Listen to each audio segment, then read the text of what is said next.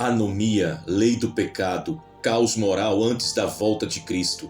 E por se multiplicar a iniquidade, o amor de muitos esfriará. Mateus capítulo 24, versículo 12. O caos moral em que a humanidade está vivendo hoje está esfriando o amor de muitos dentro das casas, os corações, a vida espiritual. Então, o que a humanidade fará quando os dias forem ainda mais tenebrosos e Cristo estiver à porta? Um tempo de trevas sobre a terra. Vivemos uma era de apostasia crescente. O mundo antes iluminado pela influência cristã agora mergulha em uma escuridão que avança sem pedir permissão. O que estamos testemunhando é mais do que decadência cultural ou declínio moral. Estamos diante da manifestação plena da anomia, palavra grega que significa sem lei, ou seja, uma rejeição completa à lei de Deus, à sua santidade, ao seu senhorio. Essa anomia não é apenas uma falta de regras, mas uma declaração coletiva de guerra contra a santidade. Ela é a expressão do coração humano dominado pelo pecado, que rejeita o governo de Cristo e abraça a independência moral como se fosse liberdade. Estamos diante do último ato da história humana antes da volta do Rei da Glória, e quem tem olhos espirituais já pode ver os sinais nítidos dessa iminente culminação. O caos moral é um grito escatológico. A raiz da anomia, a rejeição do governo de Deus. A anomia começa com uma simples decisão: rejeitar a autoridade de Deus. É o que aconteceu no Éden, quando Adão e Eva decidiram seguir o próprio desejo em vez do mandamento divino. A serpente ofereceu um governo alternativo: sereis como Deus. Gênesis capítulo 3, versículo 5. A partir dali o homem tem tentado governar a si mesmo e falhado miseravelmente. Hoje a humanidade não quer apenas pecar, mas institucionalizar o pecado. Leis são criadas para legalizar a iniquidade. O que Deus chama de abominação, os homens chamam de direito. É uma inversão completa da verdade. A raiz da anomia é espiritual, é a rebelião contra o governo de Deus. A cultura moderna celebra a autonomia moral, a liberdade de definir o bem e o mal com base no sentimento humano, não na verdade revelada. Essa rejeição de Deus como fonte de verdade e moralidade é o combustível que alimenta o colapso social e espiritual da nossa geração. A progressão do caos moral nos dias finais. Paulo já havia alertado: sabe, porém, isto, nos últimos dias sobrevirão tempos difíceis. 2 Timóteo capítulo 3, versículo 1. A descrição que ele faz é assustadora. Homens amantes de si mesmos, desobedientes, sem afeição natural, caluniadores, traidores, sem amor pela santidade. Estamos vendo isso diante de nossos olhos. A progressão da anomia é visível na cultura pop, nos sistemas de ensino, na política, na economia e até mesmo dentro de muitas igrejas. O pecado antes oculto agora é celebrado. A depravação se tornou entretenimento. O que antes causava vergonha agora é vangloriado nas redes sociais. A anomia é sorrateira. Ela começa com pequenas concessões, pequenos desvios e logo se torna uma avalanche incontrolável. O espírito do tempo atual é o mesmo que operará no anticristo. O mistério da injustiça já opera. 2 Tessalonicenses capítulo 2, versículo 7. O amor esfriado, a crise dentro da igreja. Jesus foi claro: a multiplicação da iniquidade causaria o esfriamento do amor. A palavra usada para amor em Mateus capítulo 24, versículo 12 é ágape, o amor divino, sacrificial, incondicional. Não estamos falando apenas de emoções humanas, mas do próprio amor de Deus fluindo nos corações dos crentes. Esse amor está sendo atacado. Igrejas que um dia foram centros de fogo e avivamento, agora se tornaram clubes sociais. Pastores têm medo de pregar contra o pecado por receio de perder seguidores. Cultos são programações frias, movidas por luzes e sons, mas sem arrependimento, sem cruz, sem lágrimas. A anomia está entrando pelos púlpitos, teologias que relativizam o inferno, que exaltam o homem e reduzem a soberania divina estão se multiplicando. O homem está sendo alimentado com leite ralo em vez da palavra pura. O resultado, um cristianismo fraco, emocional e sem poder. A voz do amado, um chamado ao avivamento entre os fiéis. No meio do caos há uma voz suave, doce, mas firme. É o amado de nossas almas clamando: lembra-te, pois, de onde caíste, arrepende-te e volta ao primeiro amor. Apocalipse capítulo 2, versículo 5. Jesus ainda chama os seus, o Espírito ainda geme com intercessões inexprimíveis. O céu ainda está aberto para um povo que se arrepende. Este é o tempo de reacender a paixão por Jesus, de quebrar os ídolos do coração, de jejuar, de clamar, de buscar a sua face como nunca antes. Não há mais tempo para distrações. O relógio profético não parou. Volte a ouvir a voz do amado. Ele não perdeu o interesse por você. Ele ainda bate a porta, ainda deseja cear contigo, mas a decisão de abrir é sua. Os filhos da luz em tempos de escuridão. A igreja verdadeira nunca foi chamada para se conformar, mas para confrontar. Somos luz no mundo, sal da terra, testemunhas vivas da glória de Deus. Quando a escuridão aumenta, a luz deve brilhar ainda mais forte. Vivemos em tempos de Sodoma, mas devemos ter a fé de Noé. Estamos cercados por idolatria, mas devemos andar com a integridade de Daniel. O mundo clama por verdadeiros filhos da luz que não se vendem, não se dobram e não se calam. Isso requer santidade, não uma santidade de aparência, mas uma santidade de coração, uma vida separada, ungida, consagrada. Os filhos da luz não andam na direção do mundo, mas seguem a direção do Espírito Santo. Glória a Deus.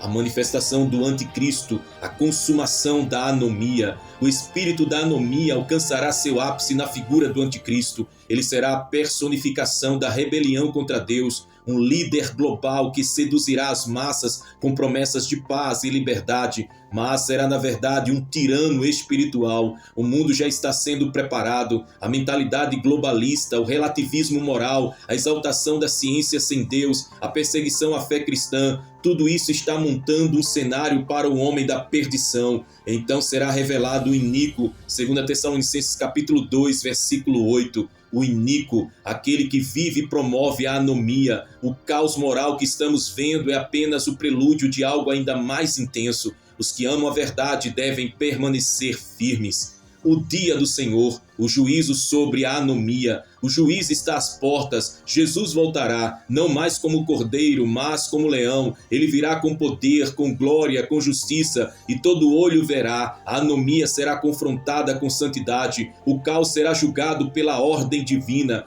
E vi o céu aberto, e eis um cavalo branco, e o que estava sentado sobre ele chama-se Fiel e Verdadeiro, e julga e peleja com justiça. Apocalipse capítulo 19, versículo 11. O trono branco se levantará, os livros serão abertos, os que rejeitaram a verdade e amaram a injustiça ouvirão a sentença final. A anomia será destruída, a mentira será silenciada, a verdade triunfará. Glória a Deus! A noiva preparada, uma declaração de amor no tempo final. Em meio à apostasia haverá uma noiva. Ela não se vendeu, não se corrompeu, permaneceu fiel, chorou, jejuou, clamou, guardou o azeite da unção, esperou o noivo com lâmpadas acesas. Essa noiva é apaixonada, ela não tem medo de ser radical, ela ama a palavra, ela se santifica, ela clama: vem, Senhor Jesus. Ela entende que seu maior tesouro não está aqui, seu coração já mora na eternidade. Essa noiva é o retrato do amor restaurado, é a igreja que resistiu à anomia, é a geração que decidiu viver para o amado. O mundo pode zombar, os sistemas podem nos perseguir, mas ela sabe em quem tem crido. Um chamado urgente ao arrependimento. O tempo é agora. O caos moral é real. A anomia está diante de nós, seduzindo, corroendo, esfriando. Mas o Cordeiro está prestes a romper os céus com poder e grande glória. O noivo virá buscar uma noiva apaixonada, santa, ardente em amor e firme na verdade. Que essa mensagem não seja apenas mais uma reflexão, mas o estopim de um quebrantamento profundo, porque o grito celestial ecoa: arrependei-vos, o reino de Deus está próximo. Maranata, o Senhor vem.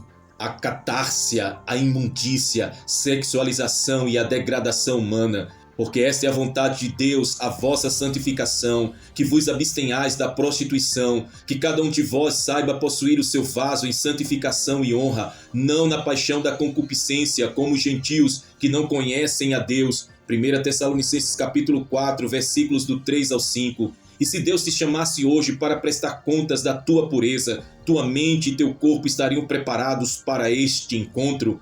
Definição de acatársia na perspectiva bíblica e teológica. A palavra acatársia vem do grego significando impureza, imundície moral ou corrupção interior. Nas Escrituras, especialmente no Novo Testamento, este termo é frequentemente utilizado para descrever comportamentos contrários à santidade de Deus, especialmente relacionados à imoralidade sexual, à idolatria e à corrupção do corpo humano. Em Romanos capítulo 1, versículo 24, Paulo escreve que Deus os entregou nas concupiscências de seus corações à impureza, para desonrar os seus corpos entre si. Aqui a catarse aparece como consequência direta da rejeição da verdade divina.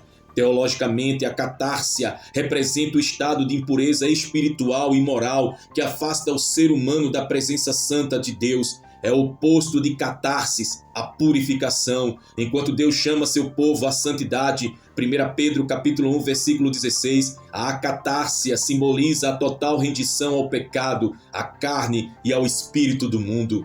O surgimento e a institucionalização da imundície moral. Desde a queda no Éden, o ser humano passou a lutar contra a natureza pecaminosa. Porém, nos últimos tempos, vemos algo mais grave: a normalização e institucionalização do pecado. Aquilo que antes era vergonhoso, hoje é exaltado. A mídia, as leis, as escolas e até algumas igrejas passaram a validar comportamentos imorais. A institucionalização da imundície moral é, na prática, a legalização da rebelião contra Deus. Ela transforma pecado em política, luxúria em arte, depravação em direito. Está escrito: ai dos que ao mal chamam bem e ao bem mal. Isaías capítulo 5, versículo 20. Quando a cultura inverte os valores eternos, ela abre portas para juízos espirituais e sociais catastróficos. A hipersexualização da sociedade moderna como ferramenta satânica. A hipersexualização tornou-se um dos maiores instrumentos satânicos dos últimos dias. A indústria da moda, da música, do entretenimento e das redes sociais promove a exposição sexual precoce, a erotização constante dos corpos, a banalização do ato sexual. Satanás utiliza isso como arma para destruir a identidade dos filhos de Deus, distorcendo a imagem e o valor do corpo humano. A sexualidade, dom divino, quando vivido sob os princípios bíblicos, foi sequestrada pelo inferno para gerar laços de alma, dependências, vícios, distorções e perversões. O que era sagrado se tornou comum e o que era privado virou público. Milhões estão sendo escravizados emocional, espiritual e fisicamente pela hipersexualização imposta pela cultura caída. A erotização de crianças e a destruição da inocência. Um dos sinais mais assustadores da decadência atual é a erotização infantil. Crianças estão sendo expostas a conteúdos, roupas, músicas e comportamentos que corrompem a sua mente e antecipam experiências para as quais não estão preparadas. Isso não é apenas fruto do acaso, mas uma estratégia demoníaca para destruir a próxima geração desde cedo. A inocência, dom de Deus, está sendo violada. O espírito de Moloque, que no Antigo Testamento exigia o sacrifício de crianças, hoje atua com novas roupagens, conteúdo impróprio, ideologias distorcidas, pornografia disfarçada. O inimigo sabe: se ele roubar a infância, ele destrói o futuro. O colapso familiar gerado pela impureza. A impureza é um câncer que corrói o núcleo da sociedade, a família. Adultérios, vícios sexuais, traições emocionais, abandono do lar. Tudo isso tem origem na ausência de santidade. Onde não há aliança com Deus, não há fidelidade entre os homens. Pais viciados em pornografia, esposas feridas, filhos sem referência. O que era para ser lugar de refúgio torna-se campo de guerra. A família moderna sem Deus é fragilizada por desejos carnais e pelo egoísmo que a impureza alimenta. A atuação demoníaca por meio da pornografia e da idolatria sexual. A pornografia não é apenas uma questão de hábito, é uma porta espiritual. Milhões estão aprisionados em ciclos de pecado, culpa e vergonha por meio dela. E mais, a pornografia alimenta a idolatria do corpo, do prazer, da imagem. Demônios atuam através das telas. Espíritos de luxúria, lascívia e confusão penetram nos lares, destroem identidades, corrompem vocações. Homens e mulheres perdem o propósito, o foco, a intimidade com Deus e vivem em trevas internas profundas. Deus tenha misericórdia. a decadência moral da liderança cristã e a omissão no combate à impureza. O altar também foi contaminado. Muitos líderes, ao invés de confrontarem o pecado, o toleram. Ao invés de pregarem sobre santidade, ensinam autoajuda. A pregação do arrependimento foi substituída por discursos motivacionais. Alguns se corromperam moralmente, outros, por medo de perder seguidores ou ofertas, se calaram. Mas o Senhor está levantando uma nova geração de vozes proféticas, como João Batista no deserto, que clamarão: arrependei-vos, porque é chegado o reino dos céus. A resistência dos santos e o chamado ao arrependimento radical. Ainda há um remanescente, ainda existem aqueles que não se dobraram, homens e mulheres que jejuam, que choram, que pregam contra o pecado. Eles são a resistência, eles são o sal da terra. O chamado agora é para um arrependimento radical. Não basta deixar o pecado, é preciso odiá-lo, é preciso clamar por pureza, por restauração da mente e do coração. É tempo de romper com relacionamentos impuros, com hábitos sujos, com tudo que contamina o templo do Espírito Santo. A preparação da noiva pura e santa. A noiva de Cristo está sendo separada. Ela é santa, irrepreensível, adornada com vestes brancas. Ela não se mistura com o mundo. Ela não aceita as ofertas de Sodoma. Ela tem azeite nas vasilhas e lâmpada acesa. A preparação exige vigilância, jejum, oração, consagração, renúncia. Não é tempo de distração, mas de purificação. Bem-aventurados os limpos de coração, porque verão a Deus. Mateus capítulo 5, versículo 8. O juízo final sobre os impuros. Apocalipse capítulo 21, versículo 8 declara: mas quanto aos tímidos e aos incrédulos e aos abomináveis e aos homicidas e aos que se prostituem, a sua parte será no lago que arde com fogo e enxofre. O juízo virá. Os impuros que não se arrependerem terão destino certo. Deus é amor, mas também é fogo consumidor. Ele não compartilha sua glória com o pecado. Chegará o dia em que cada obra será revelada e os que rejeitaram a santidade serão banidos de sua presença. Mas hoje ainda é dia de salvação, hoje ainda há chance que o Espírito Santo nos leve ao quebrantamento, à confissão, à pureza. O tempo é agora. Deus está nos chamando à santidade. A catársia não pode reinar sobre nós. Somos chamados a viver como templo do Espírito, luz do mundo e sal da terra. Que esta mensagem seja um clarim de guerra, um som de trombeta que desperte a igreja e prepare o povo para o grande encontro com o noivo. Santificai-vos, porque amanhã fará o Senhor maravilhas no meio de vós. Josué capítulo 3, versículo 5.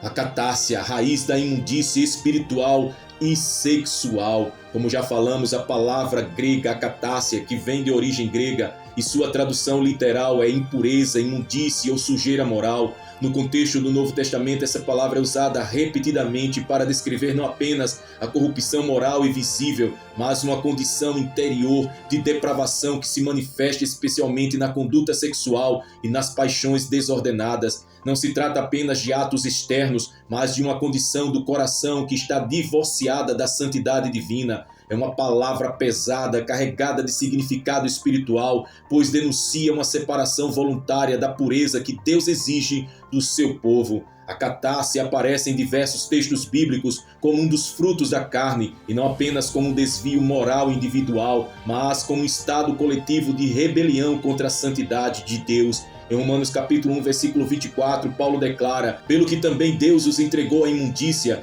pelas concupiscências de seus corações, para desonrarem os seus corpos entre si. Aqui imundícia é a catársia, está intimamente ligada à idolatria e à rejeição consciente da verdade de Deus. É como se, ao abandonar o conhecimento de Deus, o ser humano abrisse um portal para ser possuído por uma mente reprovável, mergulhada em desejos vergonhosos e ações profanas. A catársia não é só pecado, é um estado espiritual degradado. É vital compreender que a catársia não é apenas um ato pecaminoso pontual, é uma atmosfera espiritual de sujeira, uma disposição interior que dá lugar a todo tipo de perversão e engano. É um espírito, uma contaminação que adoece a alma, contamina a mente e acorrenta a carne. E mais do que isso, a catársia é o ambiente ideal para que os demônios operem livremente. Jesus afirmou em Marcos capítulo 7, versículos 20 ao 23, o que sai do homem, isso é o que contamina o homem, porque do interior do coração dos homens saem os maus pensamentos, os adultérios, as prostituições, os homicídios,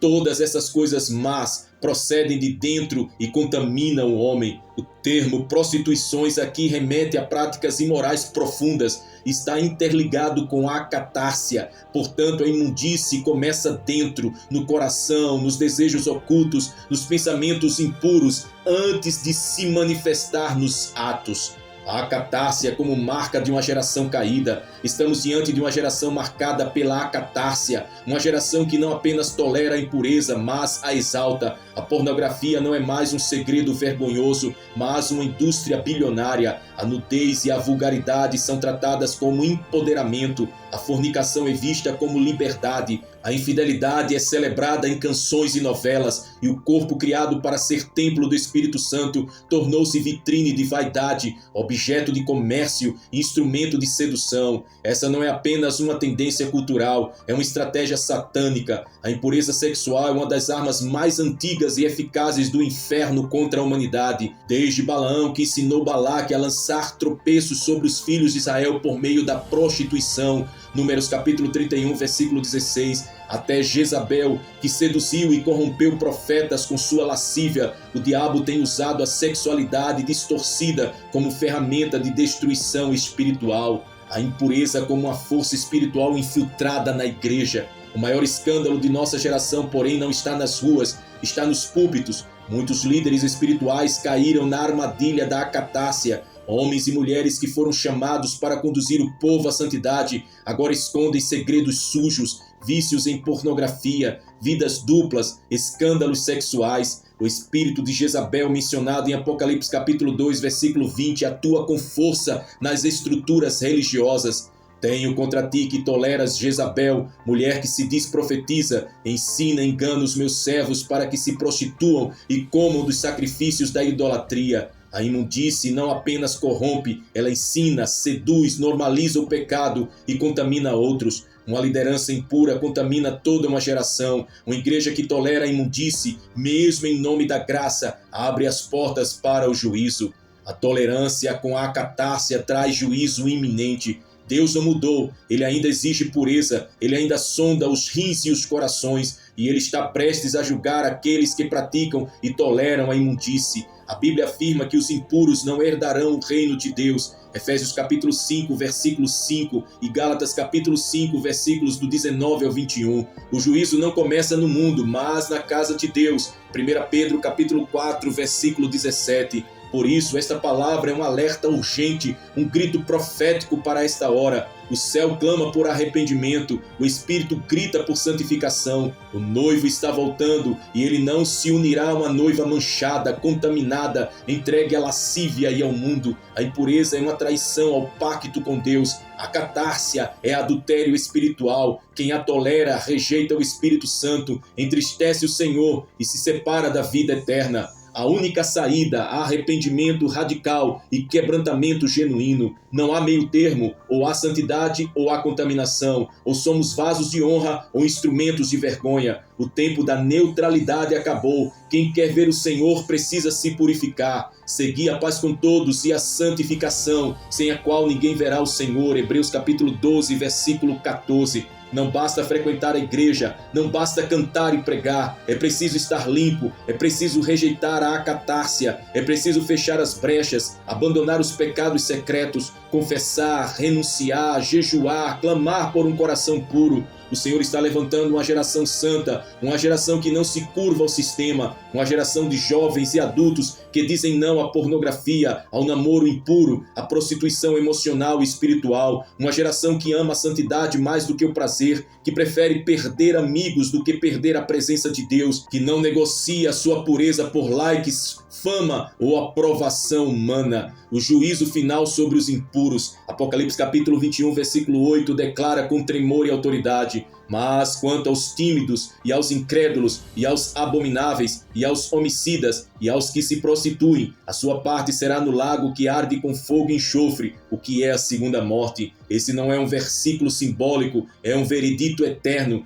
É a sentença de um Deus que é amor, mas também é justiça. A tolerância que o mundo prega não será válida diante do trono branco. Nenhuma desculpa humana será aceita. Nenhuma justificativa emocional será considerada. Deus julgará com base em em sua palavra e ela é santa, reta e imutável. Os impuros, os que viveram dominados por acatárcia, os que zombaram da santidade, rirão agora, mas chorarão eternamente. O lago de fogo não é metáfora, é realidade. É o destino final dos que rejeitaram chamada ao arrependimento. O juízo final não é evitável com religião, com títulos, com boa reputação. Ele só é evitável com o sangue do Cordeiro. Quem não se lavar nesse sangue, quem não abandonar o pecado, quem não crucificar a carne, será tragado pela condenação eterna. A hora está avançada, o noivo está às portas, o tempo da tolerância divina está se esgotando, o relógio profético está nos últimos segundos, nos segundos finais. Não brinque com a imundície, não negocie com o pecado, não abrace o que custou sangue no Calvário.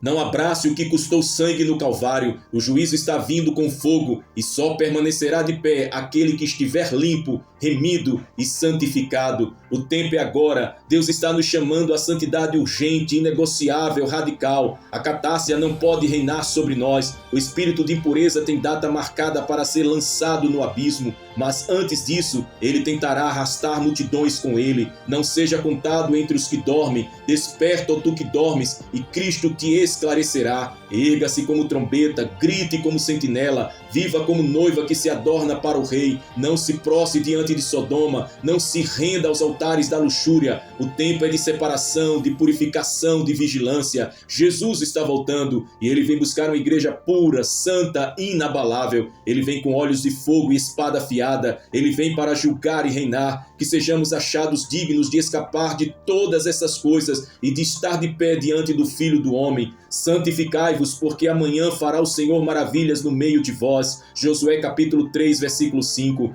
Quem é injusto, faça injustiça ainda. E quem está sujo, suje-se ainda. E quem é justo, faça justiça ainda. E quem é santo, santifique-se ainda. Apocalipse capítulo 22, versículo 11. Que a santidade seja a nossa veste, que a pureza seja a nossa linguagem, que o Espírito Santo seja a nossa direção e que o céu seja o nosso destino. Glória a Deus, aleluia, louvado seja o Senhor na minha vida e na tua vida. Neste momento eu quero fazer uma oração profética contra toda a anomia, contra toda a catássia, em favor da noiva que se prepara, que se separa, que se santifica. Santificai-vos, porque amanhã fará o Senhor maravilhas no meio de vós. Josué capítulo 3, versículo 5. Senhor Deus Todo-Poderoso, Tu que és santo, justo, fiel e verdadeiro, Tu que governas os céus com mão forte e olhos de fogo, nesta hora profética nos colocamos diante de Ti com temor e tremor, reconhecendo que vivemos os dias descritos pelas Tuas Escrituras,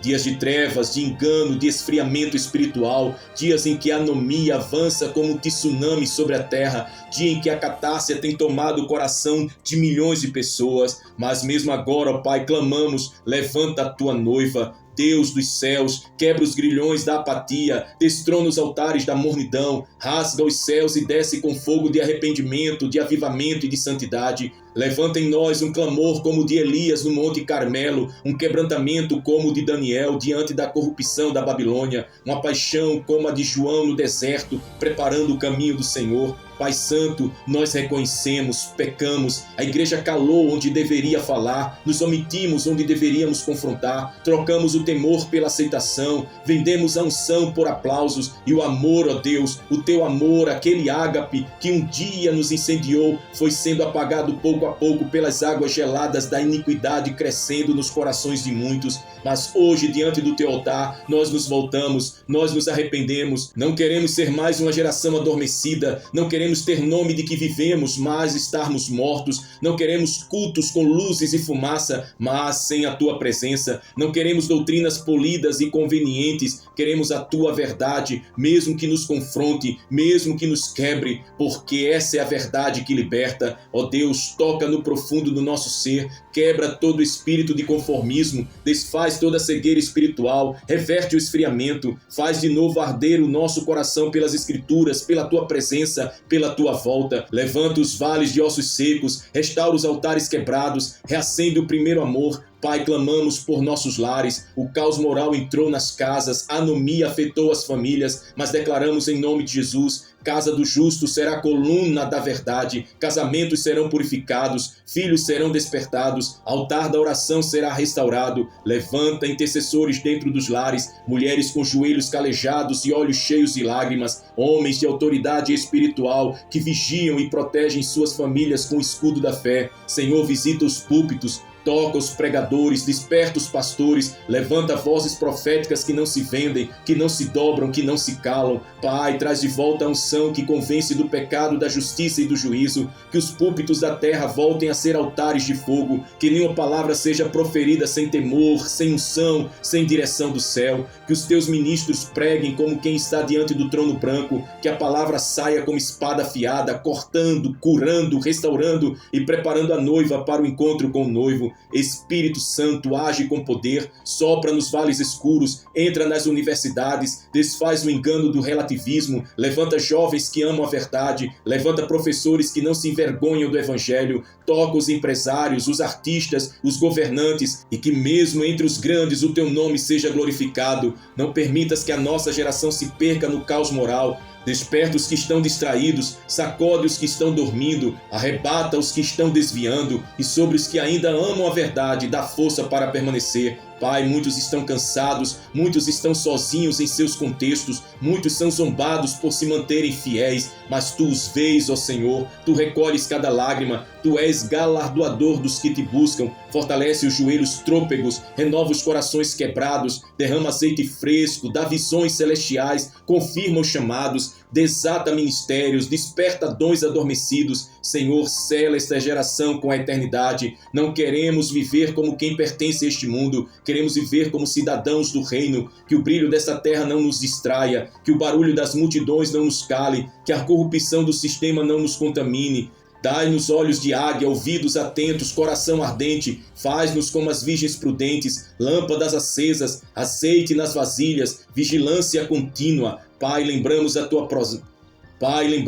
promessa, o iníquo será revelado, mas o Senhor o destruirá com o sopro da sua boca. Cremos nisso. O anticristo será desmascarado, o sistema da besta será julgado, a Babilônia moderna cairá e a Tua igreja triunfará com vestes brancas lavadas no sangue do Cordeiro. Aleluia, glória ao Teu nome, Senhor. Maranata, Senhor Jesus, vem sobre a Tua noiva, vem com justiça, vem com glória, vem com salvação, e até que venhas, que vivamos como filhos da luz, que sejamos achados fiéis, achados santos, achados em oração. Não queremos ser surpreendidos como os do mundo, queremos estar prontos, atentos e firmes. Deus, sela agora cada coração que ouviu esta mensagem, sela os inscritos do canal à volta, sela os amigos, os ouvintes, os intercessores, os famintos. Toca, transforma, liberta, levanta, envia. Que esta oração se torne um rio que rompe cadeias, que esta intercessão se transforme em espadas nas mãos dos anjos, que cada palavra suba como incenso agradável ao Teu trono, porque ainda há um povo que clama, ainda há uma noiva que se prepara, ainda há uma geração que diz: não nos dobraremos diante da anomia, da acatárcia, não negociaremos a verdade, esperamos o noivo, vivemos para Ele, morreremos com Ele se preciso for, e com Ele reinaremos. Em nome de Jesus declaramos: o amor será reacendido, a verdade será exaltada, a santidade será restaurada, e o Espírito e a noiva dizem: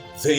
Amém. Glória a Deus, Maranata. Oramos a Ti, ó Pai, em o nome de Jesus Cristo, que vive e reina para todos sempre, a quem adoramos com todo o nosso ser, com todo o nosso coração. Amém, amém e amém. Se esta mensagem falou com você, se o Espírito Santo te confrontou, despertou, edificou ou quebrou cadeias na sua alma, não guarde isso só para você. Escreva agora nos comentários palavras de fé e convicção. Deixe registrado publicamente sua posição diante de Deus. Mostre ao céu e também à terra que você escolheu viver em santidade, na contramão da imundície deste mundo. Declare assim: eu rejeito toda impureza e escolho viver em santidade. Declare: Jesus, purifica-me com Teu sangue, eis-me aqui. Declare: serei contado entre os santos naquele grande dia. Declare com toda a sua fé: minha alma pertence ao Cordeiro, não à imundícia deste mundo. Declare: não sou mais escravo da carne, sou livre em Cristo. Declare: eu quero ser achado digno quando a trombeta soar. E declare com toda a autoridade do Senhor: santidade ao Senhor é o meu chamado e o meu destino é eterno. Agora compartilhe, envie este vídeo a pelo menos 7 pessoas hoje. Seja um canal de despertamento. Alguém precisa ouvir isso agora. E se você ainda não é inscrito no nosso canal, aqui no canal A Volta,